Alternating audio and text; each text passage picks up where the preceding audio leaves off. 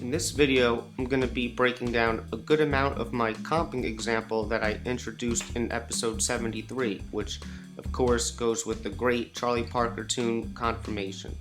The point of this is to basically help you understand how exactly I may derive ideas like this that I can use as musical material to actually practice going forward.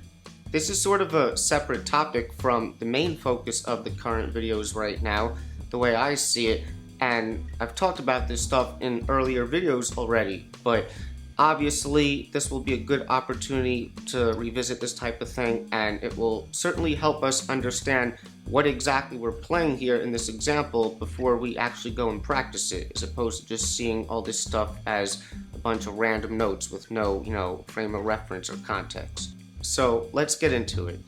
Now, I already played the full example of this twice in episode 73, so if you haven't heard that yet, maybe go and check that out first.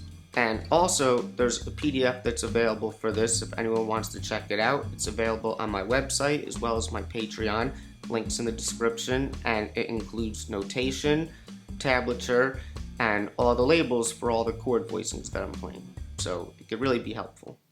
Real quick, I decided that it would be easier for everyone, myself included, if I split up this lesson or breakdown of this example into parts so that this way I could really take my time going through all of this and not feel like I have to rush to get through it, and the videos won't turn out too long and overloaded for you guys. Alright, so this video is going to briefly explain the gist of this exercise and what I'm doing, but it's also going to cover the first few bars of this example, which that alone already has a lot of good stuff in it to consider. Alright, so don't worry, I'm going to get to everything in this example over the next few videos, and it'll be great, right? So, hope you enjoy. So, basically, this is a compositional exercise or approach that I find very good for creating different kinds of comping ideas, or perhaps other types of chordal ideas as well. And what I'm essentially doing is taking something like a bebop melody and using it as a sort of musical matrix that shows me where good sounding musical ideas can possibly lay within the context of whatever's going on, which is something that's musical to begin with. In order for us to really be able to see and work out the good possible ideas on our own, we need to be conscious of the rhythmic component of what's going on, as well as the harmonic component. For the rhythm, a lot of it comes down to notes in space and allowing all the musicians in the ensemble to have their space and try as best as we can to not really get in their way. So, generally, we can go along with the melody, hitting with it rhythmically at the same time to basically complement or support it, perhaps at some significant point in the melody, or we may choose to go in between the melody, potentially filling up the space. But what we don't want to do is play against the melody where whatever it is that we're going to play clashes with it in one way or another. And this could be kind of hard to explain. I know that it might sound a little vague, but as we go through this example, all this stuff should clarify and make sense. Starting first with where we're going to choose to put a chord rhythmically is a good idea, and makes considering what we're going to do for the harmonic component afterwards easier, I think. Now, when picking a voicing, all it really comes down to is what is the general harmony going on at that point in the tune or the form whenever the chord is going to hit rhythmically, and then what notes are going on at that point in the melody so that we could put those notes at the top of our voicings.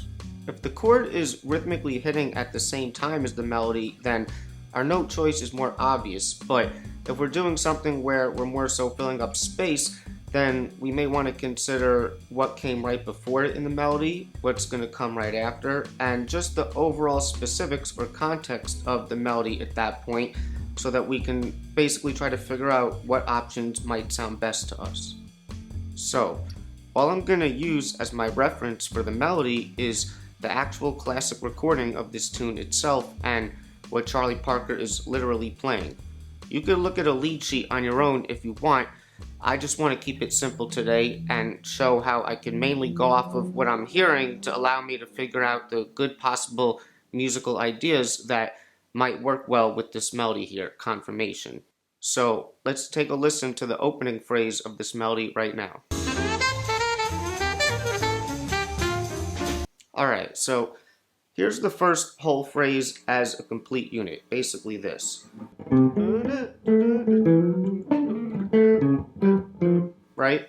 Even though I'm playing this on guitar right now, what really matters for this, I think, is that you can get the melody into your soul or your essence so that you could clearly hear it in your head or possibly sing it, even if you don't sing well.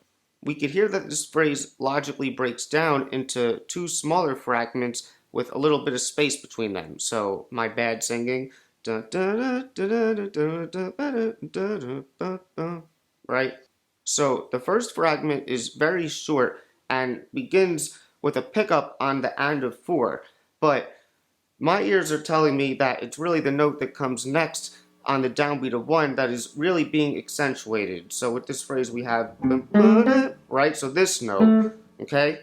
It makes sense here to play a chord that hits right along with this note on the downbeat of 1, and this is a strong, heavy beat here, obviously the downbeat of 1, so this is also a good way to clearly mark and support the top of the form, which is where this is hitting. So the general harmony going on here is the whole entire first measure is just a bar of F major 7, and that note in the melody that falls on the downbeat of 1 is an A natural, this right here, okay? So that tells me that a good logical choice for a chord voicing here would be the very familiar root position drop 2 F major 7 chord, okay? Because it has this note on top, which is the same note, okay? Now, this is just the beginning, only the first chord here, but it's always a good idea to see how this stuff sounds, to sing the melody and basically comp along with it with what you're basically working out, right? So that first phrase would basically be da da da, okay? Doesn't sound like much yet, but let's go a little further. Now, after this, the next fragment of this phrase is much longer and very typical of the bebop style in that it's very rhythmically dense and it's basically filling up that entire space in time that the phrase occurs with notes the whole time.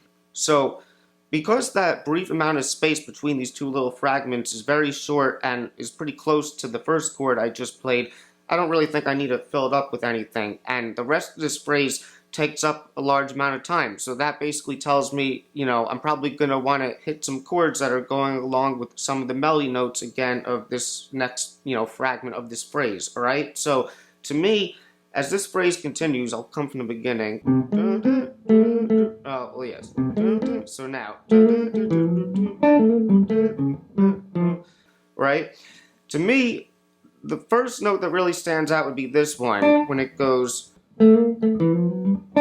right? And I think the reason why is because it's jumping up to that note intervallically, and it's actually the highest note in this entire phrase, so it really stands out. So it's one that is really being accentuated here, right? So that note occurs in the next measure on the and of 1, so the general harmony here is a E minor 7 flat 5 or E half diminished, and that note is basically a D natural, which is the flat 7 of that chord, alright? So I ended up playing this chord, and that's just a second inversion drop 2 E minor 7 flat 5 chord that I'm just playing on these top 4 strings instead of playing it, like that.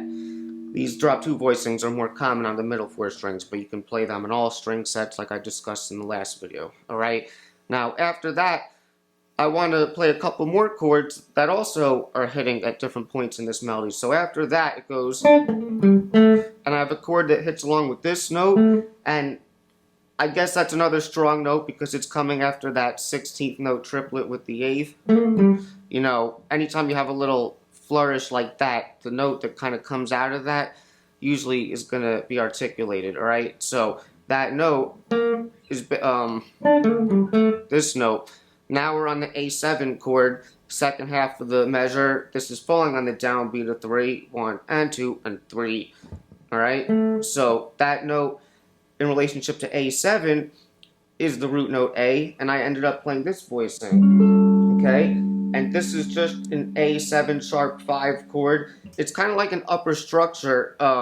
You might be more used to seeing this chord on these strings again. If you had like an A7 with the sharp 5, you put the root on top. same exact voicing, and this is actually technically still a drop 2 voicing as well, alright? And then from there, coming from the melody, next we have, and I decided to, support this note, and that's the and of 4 going into the next measure where we resolve to D minor 7, alright? So I want to play something that is going to have a D minor harmony because it's really just an anticipation of that, a syncopation of beat 1, alright? And that note, that's the 11 in relationship to D minor, so I played this chord, alright? So let me just show you how all that sounds so far so you can hear it in context. 1, 2, 3, 4. Right? It gives you perfect comping ideas, even just that little minor 2-5. Okay?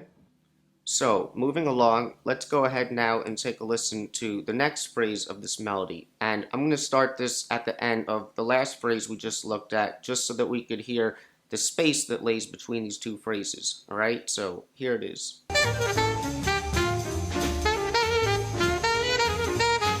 Okay, first, I'm going to play this phrase on the guitar again, just so that we can clearly hear it and understand what we're going to relate to. So, basically, it sounds like this. 1, 2, 3, 4. Right? And for the rest of whatever we look at in this video today, I think it'll be more beneficial if I start with the demonstration of the example first before I try to analyze it or break it down for you, just so that it's easier to understand, alright? So I'm going to start from the beginning again so that we can hear how it flows into the next part. I'm going to add the next part and I'm going to sing the melody along as I comp my example, alright? So, 1, 2, 1, 2, 3, 4.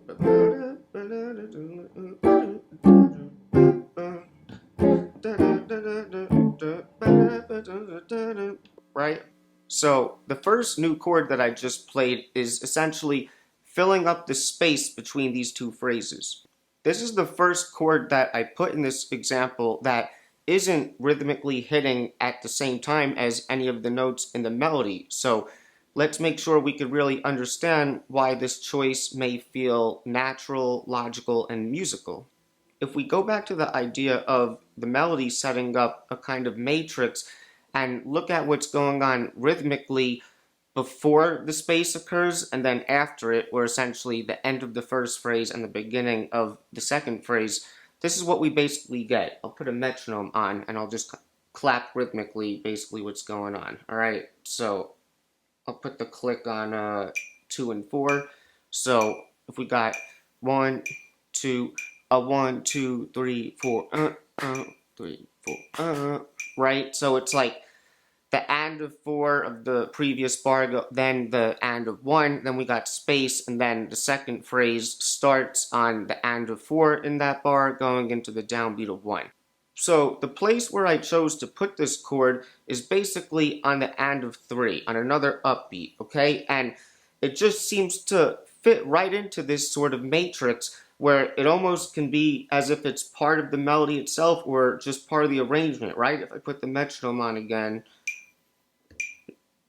1, 2, 1, 2, 3, 4, right? You see how it just fits perfectly?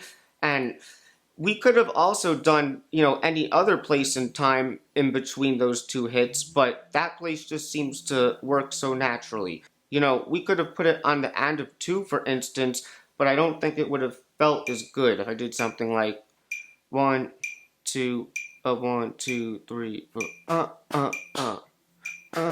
right? It's just doesn't feel as right, okay? So this is what I said. The melody basically makes it very clear to hear where the good rhythmic hits occur.